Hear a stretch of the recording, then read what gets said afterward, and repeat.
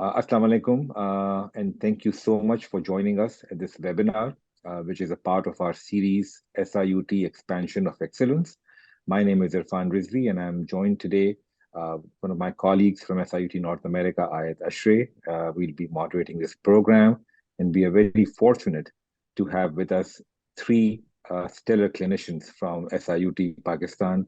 Professor Dr. Sajid Sultan, who's the professor and chief of pediatric urology at SIUT, Professor Dr. Ali Lanewala, who's again a professor and chief of pediatric nephrology at SIUT, and Professor Dr. Babar Hasan, who is the chief of pediatric cardiology and cardiac services at SIUT.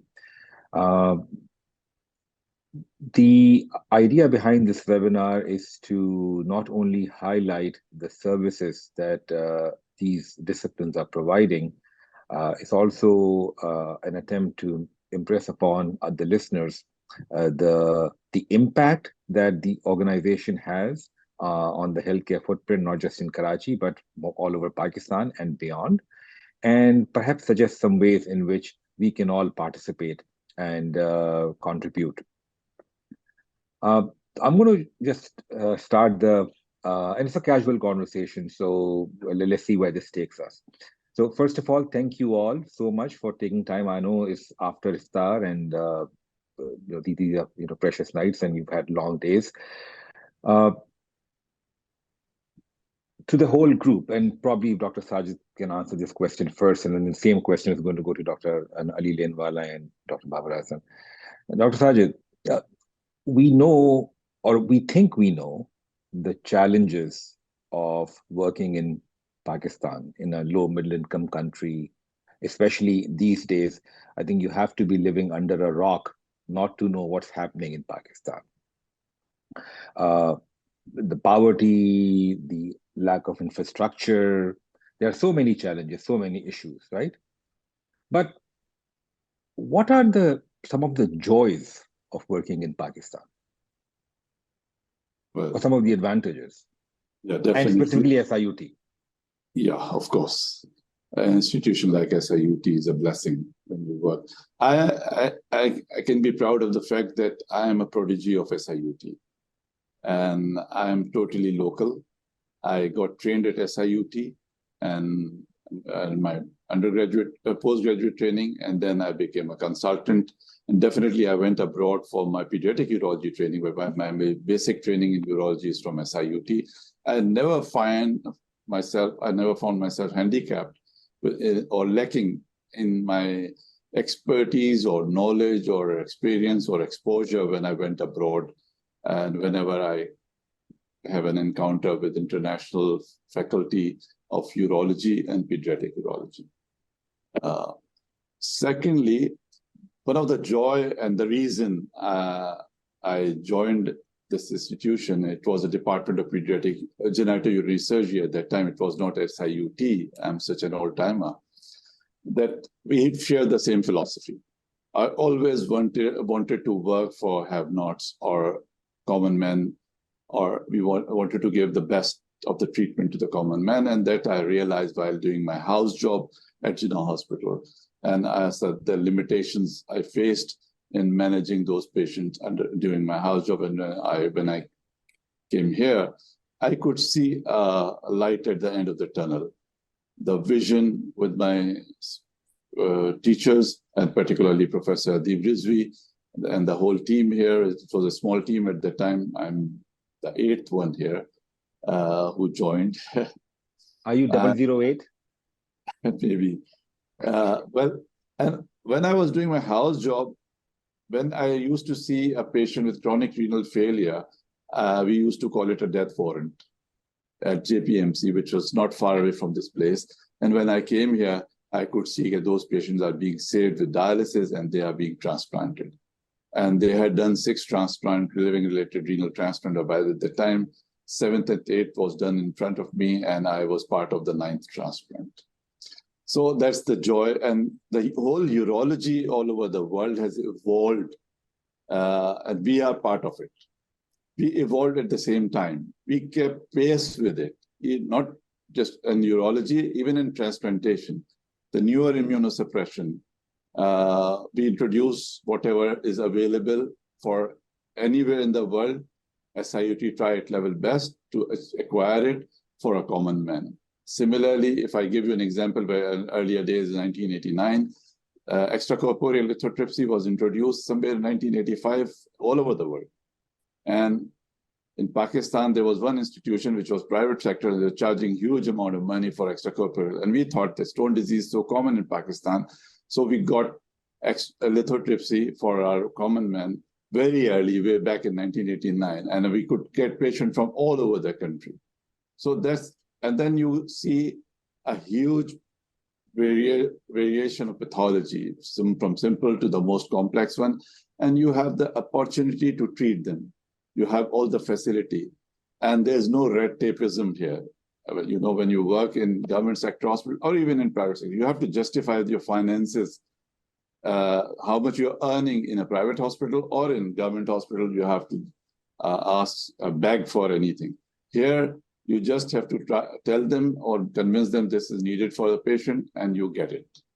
So this is brief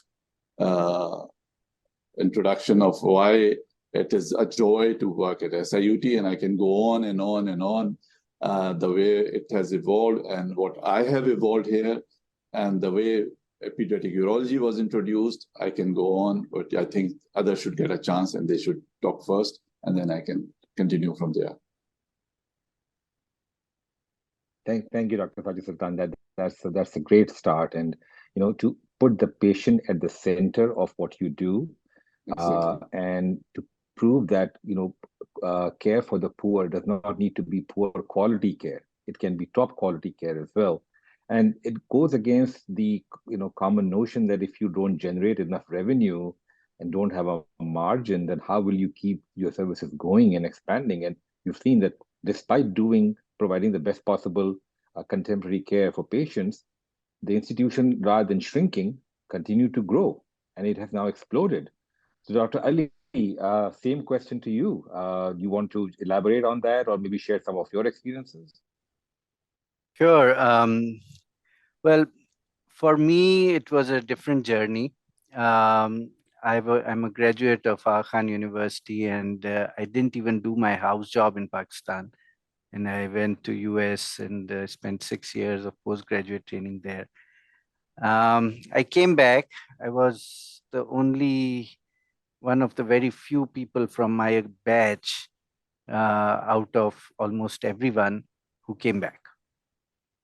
And when I came back to Pakistan, everyone was asking, why? Are your parents sick? And, or you have any visa issues, or, are you mentally ill? Why have you come back? And when are you going back? And I would always wonder, why is it so difficult to work here in Pakistan? And it was for the first time in my life that when I entered civil hospital and I went to the old building of SIUT, and the thought came to me that, whatever training that we have received, if there is a place we can pay it back, this is the place. And let me give it my best shot. And to be very honest, it's been 19 years and counting that I have had my challenges, I've had ups and downs, but for most days, every single day I go back from here very tired, but very happy, very content. And so the joys of working in Pakistan, the first thing I think when I compare it from working in US was that I get to live with my own people in the same culture, speak the same language, and actually understand where they are coming from and what their problems are. When, when my parents the parents of the patients tells me that so and so are the problems, these are the predicaments, or can we eat this or not, or simple life issues, I can actually relate to them which was kind of difficult for me in that other culture, other civilization, actually. And then while working at SIUT, I had been trained and, seen mostly all kind of private practices or working even in a government setup in a very rich country where there were no limitations when it came to, for most of them, for most things that, you did not have to think twice for using any medicine or anything, that your patient may not be able to afford it. While at SIUT, this is the biggest addiction. At any given point in time in our ward, there are like 5 or 6 children who are receiving plasmapheresis on the same time. 5, 6 machines of plasmapheresis. So tell us, just for our audience, what does that mean, and how impactful that is, and what would it cost in the private sector?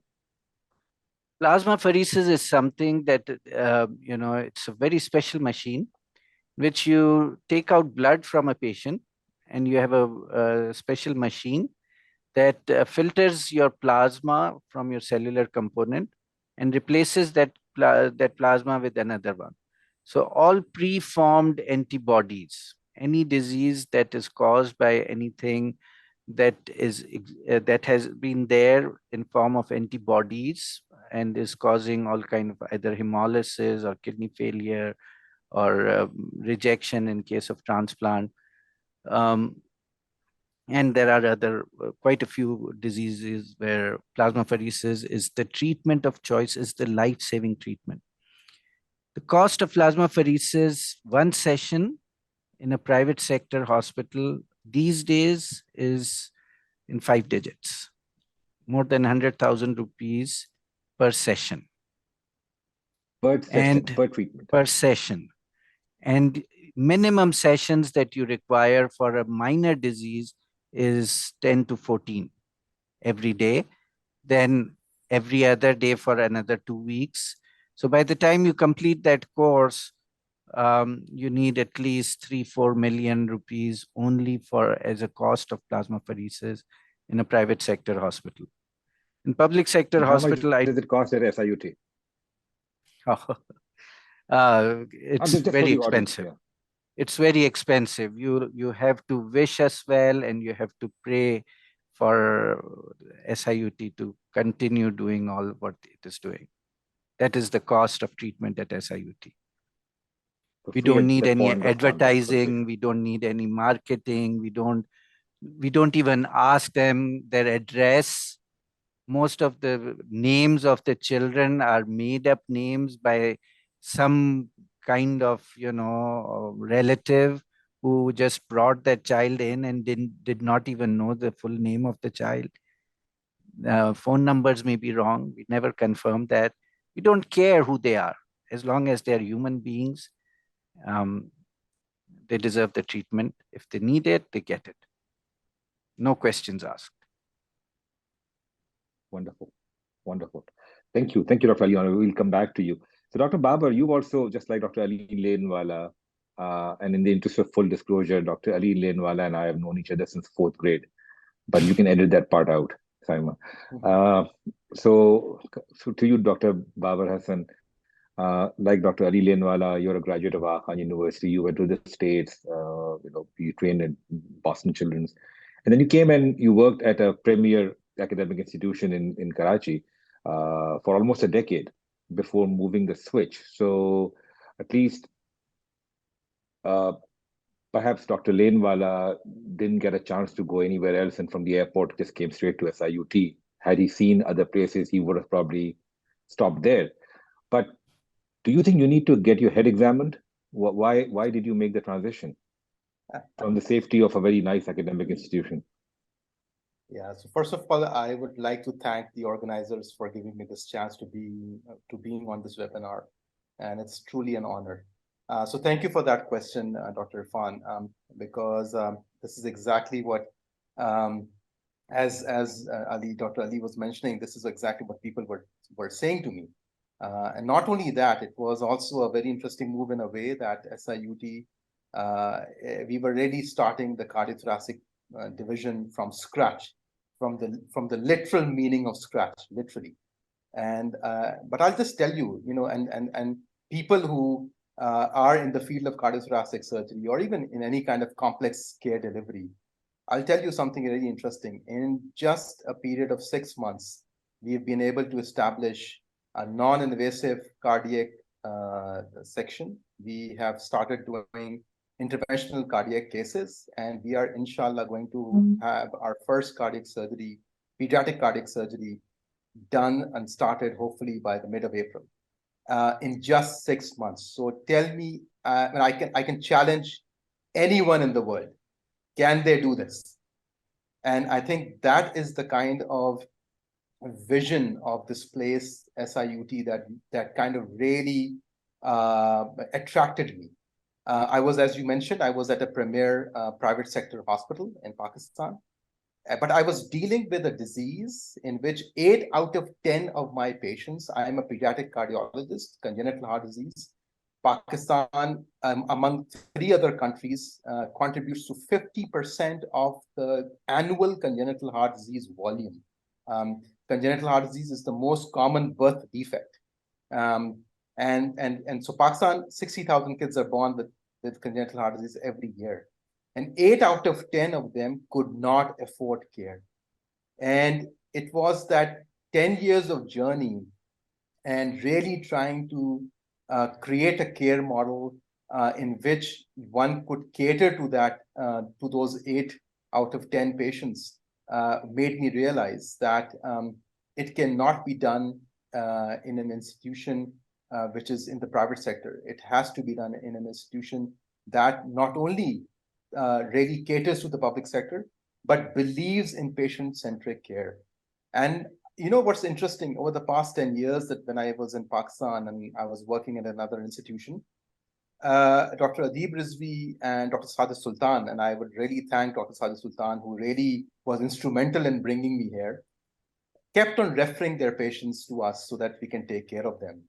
But that was their way of really engaging me and my team into really seeing the true light at the end of the tunnel and kind of seeing the true light and see where the actual care model is going to be. And I think it took me 10 years to see that. And then, one fine day, I realized that, no, if I need to really get to the actual 8 out of 10 patients who cannot get care in my country, it is only going to be in a place like SIUT, which has shown it, which has done it. And as Dr. Ali Lanewala says, imagine, that the most complex disease, the parents who are in their most vulnerable state, and in the current economy, even the white collar cannot afford it. They come to our hospital, and then there's this very interesting question that I constantly get asked by especially some of these white collar parents who bring their patients, their kids who cannot afford private care anymore now. And they'll ask, okay, where can we pay? Is there a place where we can pay a fee? And this is exactly what we respond, is what Dr. Ali mentioned. The fee is prayers and well wishes that you can give us. And I think it's such an empowering statement, and it actually made me feel that now is what I'm living my dream. So it's been an honor I've just been here 6 months, but I'm telling you the amount of progress that we have made in this 6 months, purely because of the support of this institution and the vision of Dr. Adib Rizvi and people like Dr. Sajid Sultan and Dr. Ali Lanewala, the support that they have given us, the kind of things that we've been able to accomplish. I would probably say that just tracking that trajectory, we wouldn't have done. I was not able to do that in my other institution for 10 years, and I think that's the exciting part. And I'm really looking forward to this journey to continue, and from us to go from our first surgery to 100 to 1,000 and become one of the major centers in Pakistan catering to congenital heart disease. Okay. Well, thank you so much.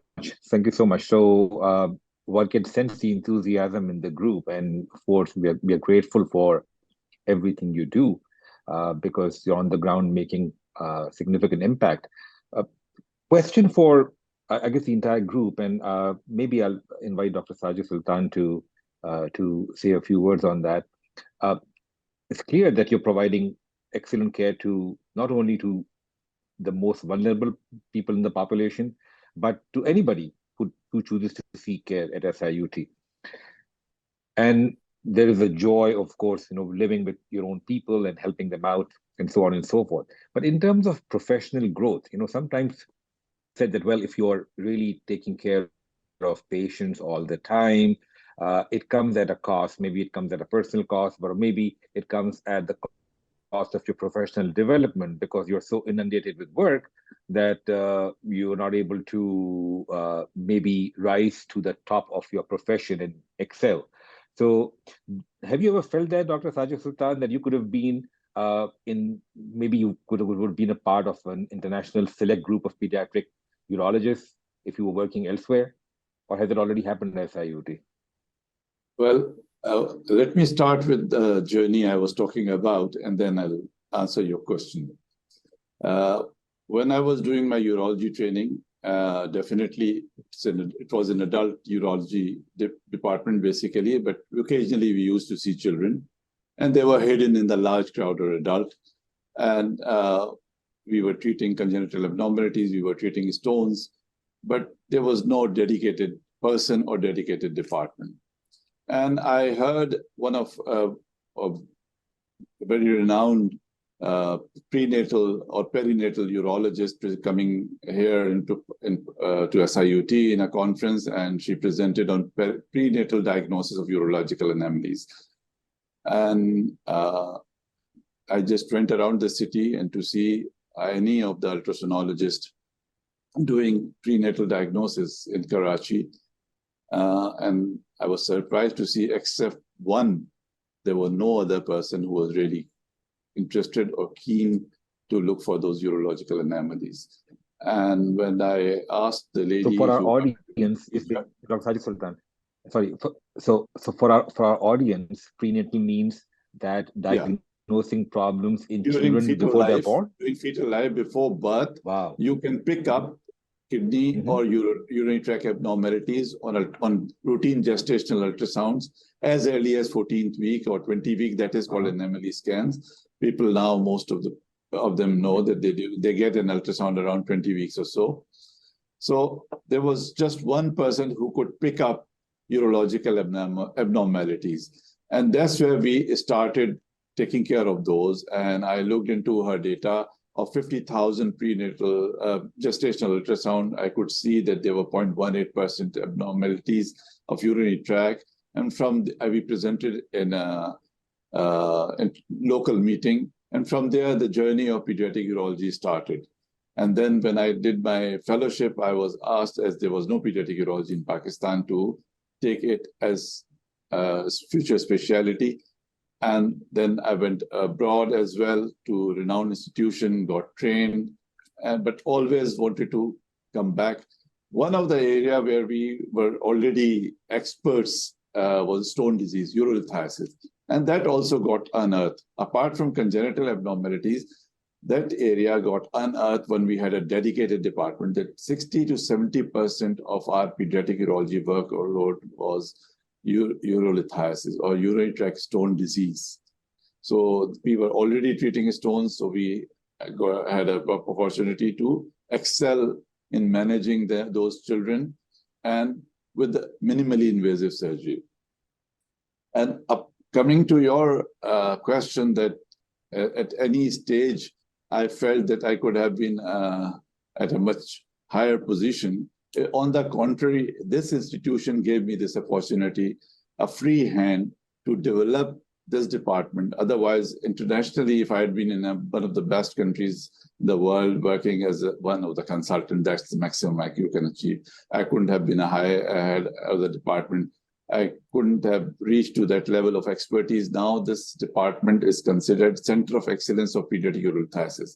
And apart from that, we are considered as one of the best pediatric urology department all over the world, because the variety of pathology, the spectrum of pathology which we see is so different that we have the expertise and the opportunity to look at prenatal diagnosis, pick them up from very early days, as well as late presenters, which they don't see. And we don't have that abortion kind of a culture that a lot of congenital abnormalities are aborted in West. So we get that.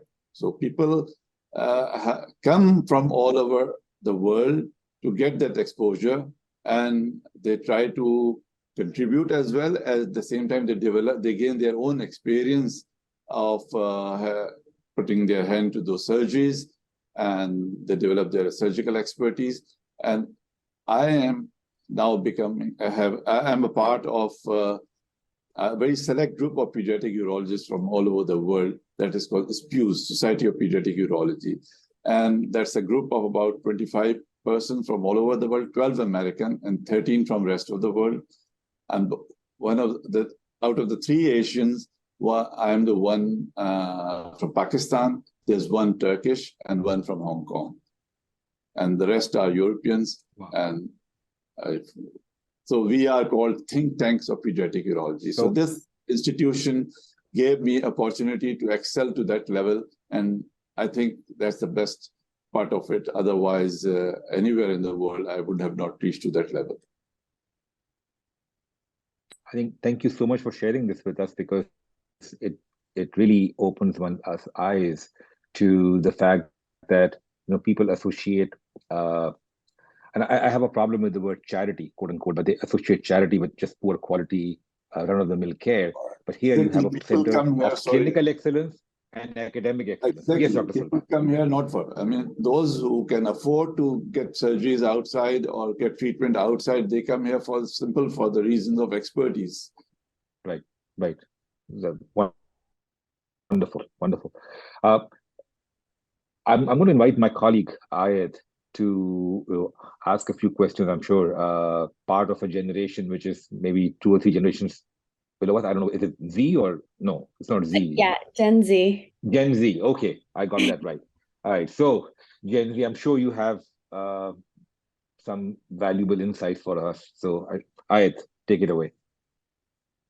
So I just wanted to firstly highlight the patient-centric care that was previously mentioned.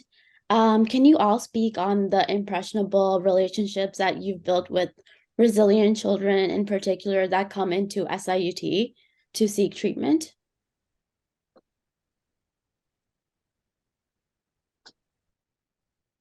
Dr. Lanewala, do you want to go first? I can go all night on this. I have so many, because I deal with the children who are on dialysis, and it's a very chronic condition. So many a times, there are children who come to us as very young children at like 2-3 years of age as a nephrotic child, and then they progress on. They have good days and bad days, and then they become a chronic kidney disease patient till they progress to end stage and on dialysis, transplant, and then rejection, back on dialysis. So we have good decades of relationship, and we see them grow and develop a very intimate kind of relationship. So I have many stories regarding these, and just to share a very few success stories. There was a girl who was diagnosed as nephrotic at 12 years of age, and then suddenly went into renal failure, started on dialysis, and 6 months into dialysis, one day she had a cardiac arrest. Her heart stopped. We resuscitated her for 45 minutes and were able to get her back. But she was in a persistent vegetative state. And in that state, you're semi-conscious. I don't know if she could hear us or listen or see, but for that good 6 months or so, she was in that vegetative state. Then started waking up, woke up completely, started walking, and then we transplanted her. And it's been I think 11 years now, 11 and a half years post-transplant. She's still Now her kidneys have failed, so she's now gone back on dialysis. But she's now a 27 years old lady who has been a teacher. She graduated and then she started teaching, but now recently with her illness again, she has stopped teaching. But now she loves to cook and bake actually, and she bakes excellent cookies. So every 2-3 days when she comes back for dialysis, I have a jar of cookies in my room. She just sneaks in, leaves it there and runs away. And I never leave it in the office. I take it home. I enjoy it with my breakfast every day. And every time it's just a different feeling, you know. Well, that is one. There are failures also, you know, when we may not get the results that we would have liked to. But the good thing about working with these very sick, chronically ill children who are being taken care of by families that I think are out of this world kind of people. You know, they're so brave. Against all odds, they stand up and fight without giving up. And then in their very lows, you know, when the child is very sick, on the ventilator, in the ICU, not doing well, and we go out to counsel them and tell them that, hey, see, the child is not doing well, may not make it. And with those hopeful tears, they listen to it and then they say, well, even if they don't make it, we have no regrets. You know, we had never given them the care that they have already received. So even if now we lose, we have no regrets. And just to listen to these kind of sentiments puts you in a place where, you know, nowhere in this world can you feel this kind of emotions after treating your patients. There are quite a few success stories that you get elsewhere too, in private setups or in North America also. Miracles happen, you know, the people who are brought to life again by all the hard work, technology, and I think the luck also. But the feeling that you share with the family here, otherwise, is just something that one ought to experience. And you know, like Dr. Sajid said, he has done very well for himself here. Now he's in that top thing. I was always a backbencher in my medical college. I barely passed my exams. I topped the list from bottom 10, always survived. Never did anything good in my, you know, the USMLEs where everyone scored 99 centiles. I barely passed. Everyone was skeptical if I would even get a residency. But after coming to SIUT, people kind of like know me, you know. I walk into a shop in a bazaar and, are you not Dr. Ali? I've seen you. And oh, excuse me, you know, thank you. I don't deserve that. But yes, SIUT has made me a celebrity in my own self. I feel proud. I feel proud. And I think that is the biggest achievement. Well, that's a remarkable story. I can vouch for the fact that you're being unduly modest, but that's okay. That's for another day, right? You were a star student. So I guess for the entire group, it's just something that occurred. There's something regarding the success stories. Yeah. Yes, Dr. Hasan. Yeah, there are individuals, of course, whom I remember a lot more than others, but I will take them as a group. And we are one of the oldest department of pediatric setup. So definitely the children which we have treated at pediatric urology are now much more grown up, and they are married and they have children, and they have graduated, number of them. So it's really difficult to pinpoint few. But if you say that why it has happened so, that Pakistan has 37% of its population below 15 years of age. So this tells you how many children are there. And if you see that the congenital abnormalities, only 3 to 6 congenital urological or kidney abnormalities, children are born with these abnormalities out of 1,000. And about 18 to 19,000 children are born every day. So that means 50 to 100 children in a day with urinary tract abnormalities or kidney abnormalities. And there are no healthcare facilities here, particularly for these specialized or complex problems.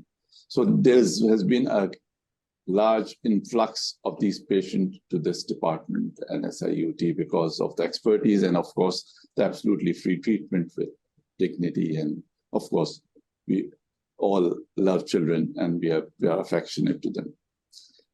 So we have been victim of our own success, I must say, that there's been a large number of patients coming to us. So if I take only one group, just such as malignancy, people think that there are no cancer disease, or malignancies in children. It's not true. There's a Wilms tumor is one of the commonest renal tumor in children. And I have, in the last 20 years, more than 200 patients who have been treated and are off treatment from Wilms tumor. And a lot of them are more than 10 years off treatment now. And some of them are married and are getting education. So it's a curative treatment, it's curable, as well as if you provide them timely treatment, and the treatment is expensive, it requires complex surgery, it requires medical oncology expertise, chemotherapy. So if you provide this treatment, they are curable and they can lead a normal life later on. So this is one group of patients I'm talking about.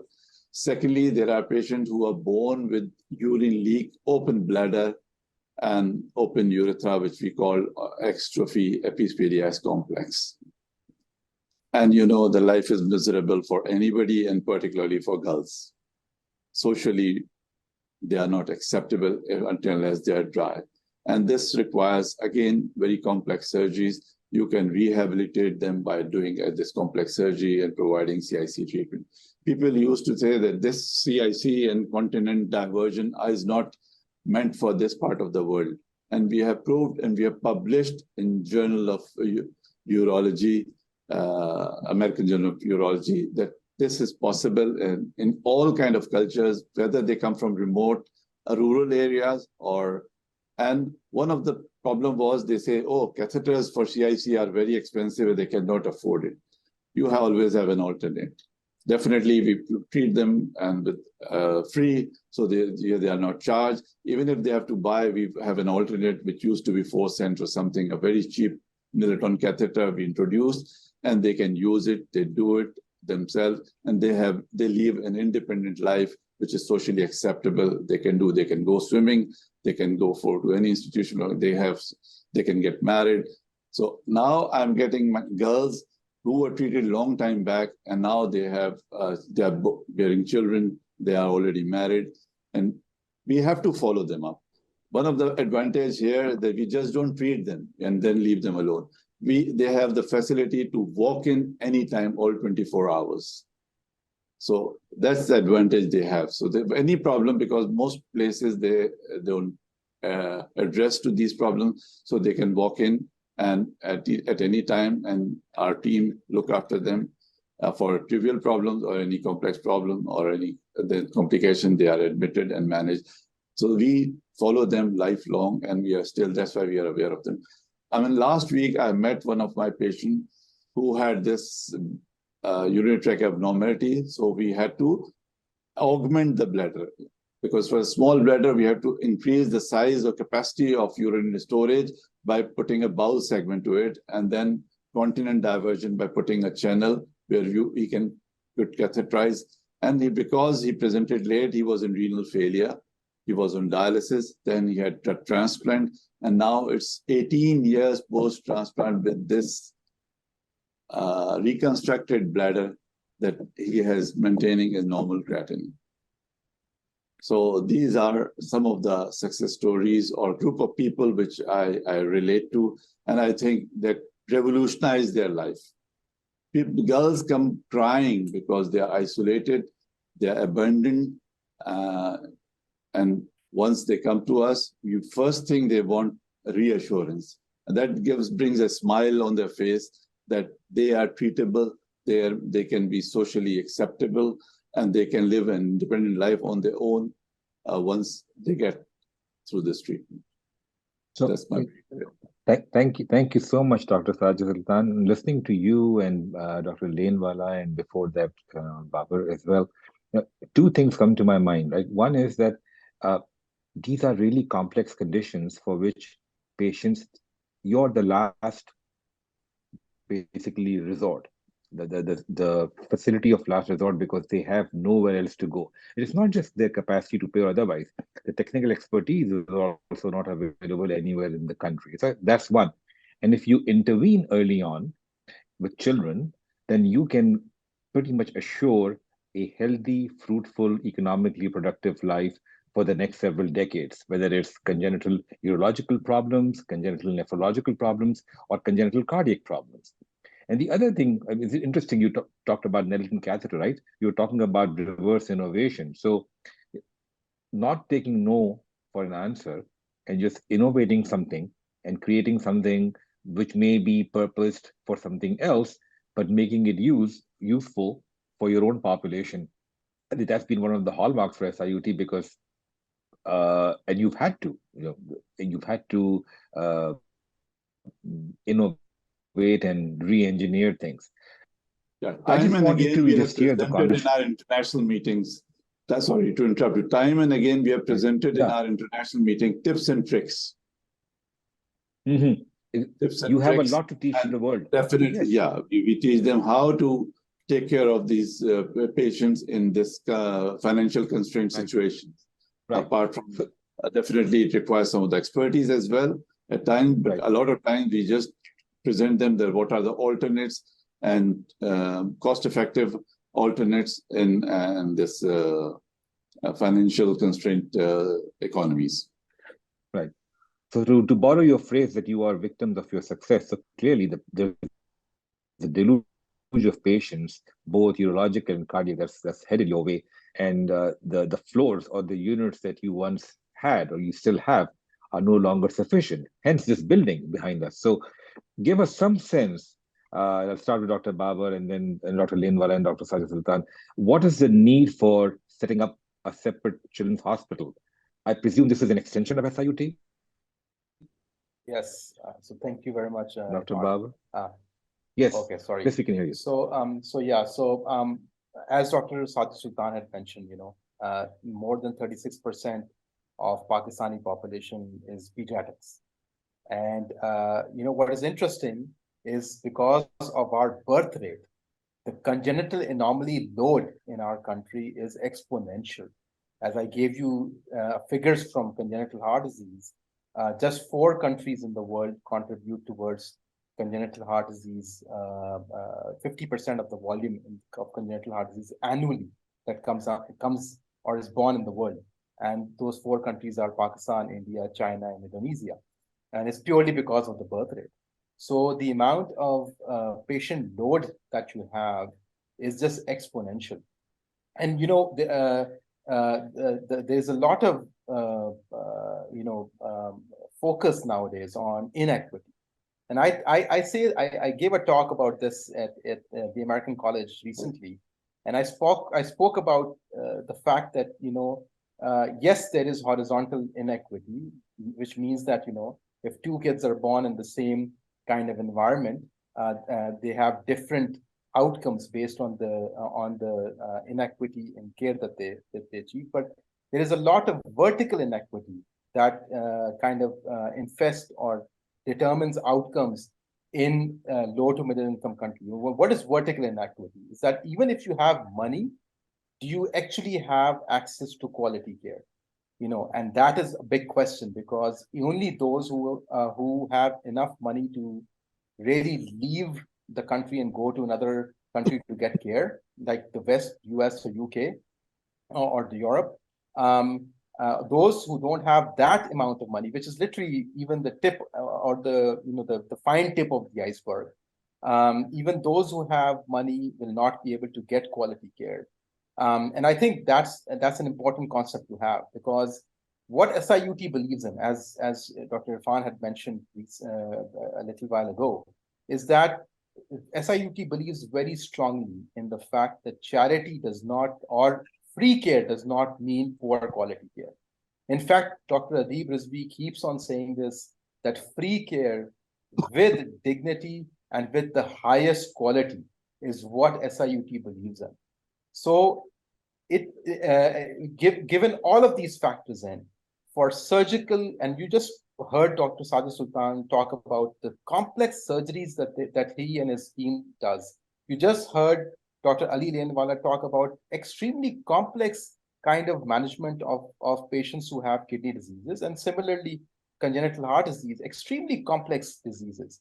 There are very, very few centers in Pakistan. In fact, you can literally count them on 2 or 3 fingers, literally. And in the province of Sindh, a center that specifically caters to complex birth defects, surgical birth defects in pediatric population, there's no center like this that will cater to this.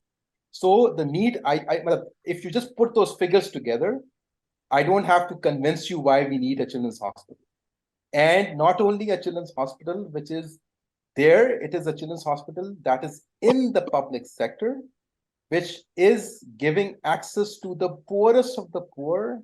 It is giving you access with highest quality, and it is giving you access free of cost. And I don't think that, the biggest reason, even a white collar person in the current economy that Pakistan is in, they will tend to, they cannot afford care. They just cannot afford complex surgical care for their child who is born with birth defect. And it's not just them not getting care and dying. It is, as Dr. Sajid Sultan just mentioned, these are patients who have extreme morbidity. They are marginalized in the community. They actually live miserable lives until and unless they get to a center like what you see in the back. If they come to a center like this, where they can get high quality care and actually can go back and actually contribute towards being an active member of the community, just put those things together and you will imagine the impact of a hospital like this. So the need is very clear. There is no question about it. And why are we doing it is also pretty clear as I answer. Let me tell you the present situation we have. I mean, we are already the biggest pediatric urology department anywhere in the world. We have more than 50 beds for pediatric. Nowhere in the world there's one department will have more than 50 beds, but they are just peanuts. And what happens that there are always some emergencies in waiting, or patient who need admission, and our department is already full. So what we do that we wait for the evening and let every other department go home, and then the leftover beds in the rest of the hospitals are taken over by our patient, and then we keep them overnight and bring them back to our department in the morning, so that at least they have a night to sleep, and then they are treated next morning, and then you can always have a new group of patient coming back. And so I think that it won't be long that we will be talking the same thing about this children's hospital. Let me tell you, the number of patients coming to us and the about the kind of facilities we are expanding, and that there's a need. So that's why we are doing it. SIUT has grown out of need of the patient. There's Right. not been any planned expansion of SIUT because I'm here for a very, very long time. I know whatever come as a challenge, and we try to take care of it. And that's how we have increased and we have expanded. This children's hospital definitely is a need, but I think it won't be long that we'll talk about the same thing about this hospital, that is not enough, and we need many such hospitals. Well, that's something that's going to keep Ayet busy for the next 30 years, because she's going to she's going to keep building, contributing towards more and more hospitals. Dr. Ali, do you have anything to add to what has been said about the need for a children's hospital? Just a little bit. The pediatric dialysis has different set of guidelines from the adult ones. There's some special needs that are very difficult for us to cater to while we are serving these children. We have about 200 children currently being dialyzed in our adult unit. And there are some special technical and social expertise and facilities that our patients deserve, actually. We did a survey of all the children. 80%, I actually interviewed around 50 children who were on dialysis for more than a year. Out of those 50, 80% of those children were receiving some kind of education before they became sick, before they started dialysis. And 98% of them were not receiving any kind of education at all after starting dialysis. Okay, and not only them, but also their siblings, and they were affected. And there's so many impacts of these of this one illness in one child on the whole family, other siblings, other healthy siblings. Yeah. So we can address these things. We can address these things for dialysis for children in a separate children's hospital. Volume-wise, already mentioned, yes. And I would also not be surprised that in the same lifetime, I would be sitting here again complaining that, there is not enough space. Yes, I would not be surprised. Right. But still, with this much facility that we are planning right now, I'm sure that good 10, 15 years would pass that we would be able to actually improve the quality of care that we are providing exponentially with this hospital. And I would imagine, thank you all three of you for your input, and I would also imagine that being experts in the care of children, perhaps the physical therapy needs and the counseling needs are also different for children, right? So you can't really treat children as little adults. They are not small adults. Yeah, and then everything that goes with taking care of the family members too, because when you take care of a child, there are parents involved, and sensitivity is so different. Sensitivity is so different. As a parent, one can imagine that how sensitive they are about their children. So I know I want to respect everybody's time. We're almost coming to the end of this webinar. Just want to ask one question before I hand over to Ayet, because she's going to share some information with our viewers. How can we help?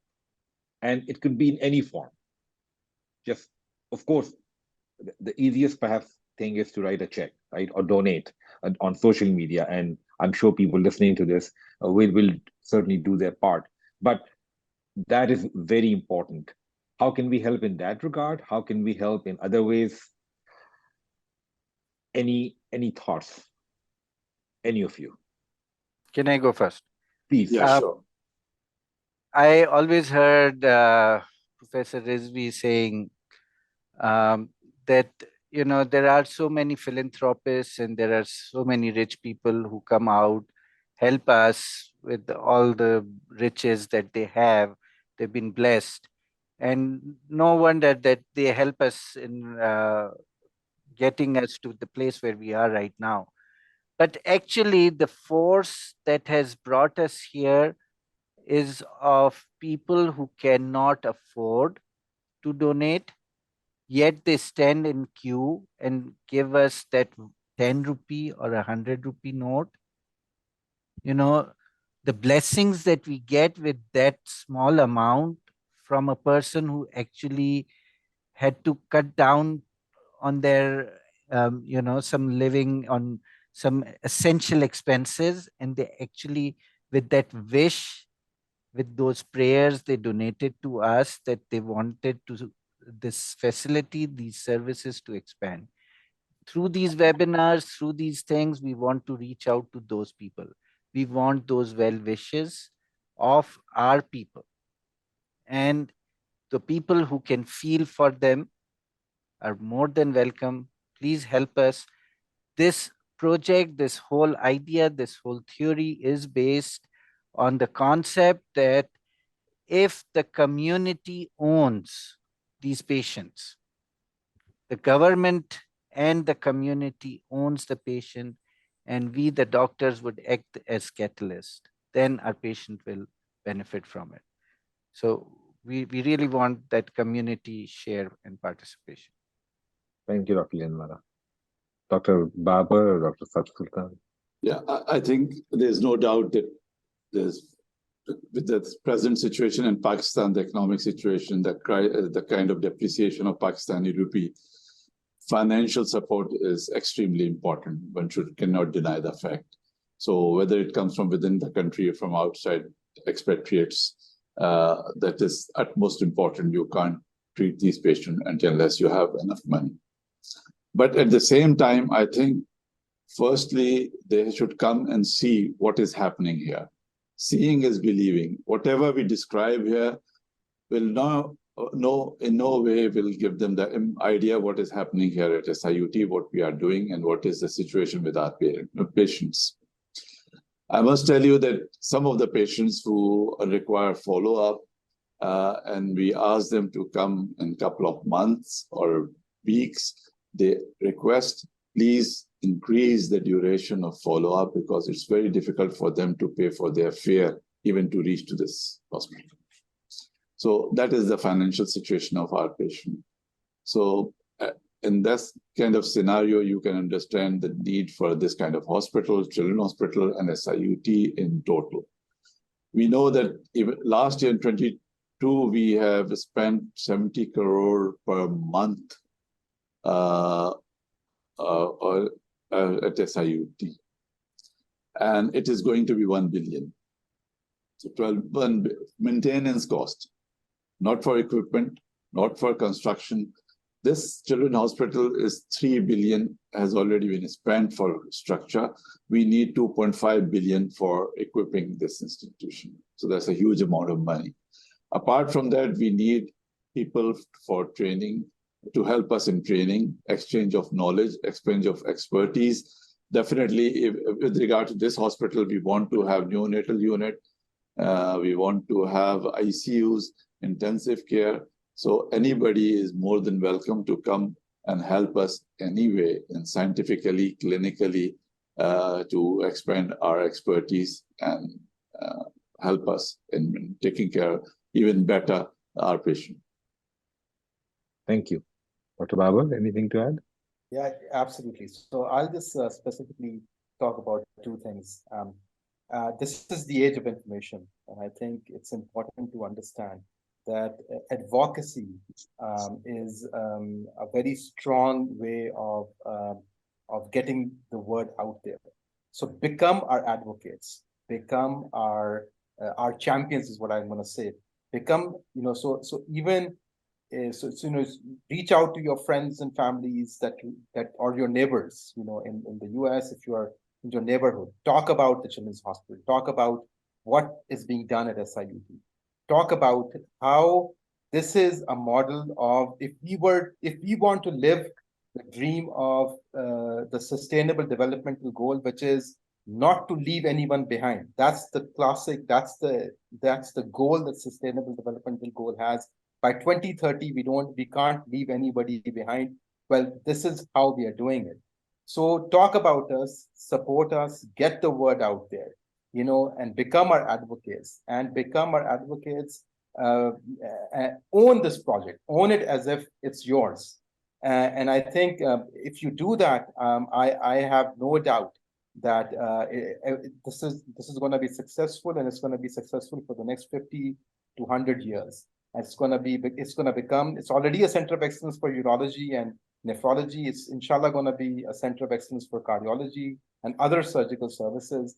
Become our advocates, go out there, speak about us, talk about care models. This is a care model that in a way is going to address inequity, that in a way does not leave anybody behind.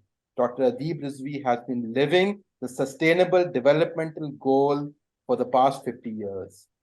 And so believe in that and speak about that. We have not talked a lot about transplantation. I think we have been doing kidney transplantation in children. We have done more than 1,000 kidney transplant in children. That's there, but we have to increase our facility for other kind of pediatric transplantation and multidisciplinary supportive care, and as well as just like cardiology, we have increased in our armamentarium. We can add other services, and that will make it a complete children hospital.